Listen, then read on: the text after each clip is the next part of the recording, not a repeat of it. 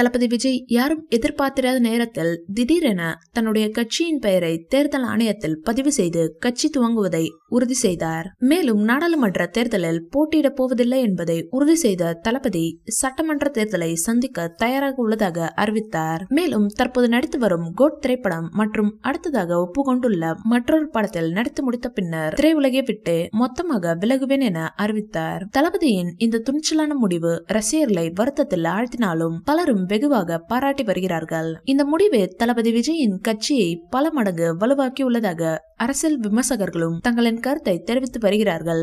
தளபதி shooting பணியில் பிஸியாக இருந்தாலும் கட்சி பணிகள் விறுவிறுப்பாக நடந்து வருகிறது. இந்நிலையில் தளபதியின் தமிழக வெற்றி கழகம் கட்சி நிர்வாகிகள் எடுத்துக்கொண்ட உறுதிமொழி குறித்த அறிக்கை வெளியாகியுள்ளது. இதனையடுத்து தமிழக வெற்றி கழகத்தின் மகளிர் அணி கட்சி தலைவியாக தளபதி விஜய் மனைவியான சங்கீதா அவர்களை தேர்வு செய்துள்ளார் தளபதி. இந்த வீடியோ பிடிச்சிருந்தா லைக் பண்ணுங்க, ஷேர் பண்ணுங்க. மேலும் விஜய் சார் பற்றிய தகவல்களுக்கு எங்க சேனலை சப்ஸ்கிரைப் பண்ணுங்க.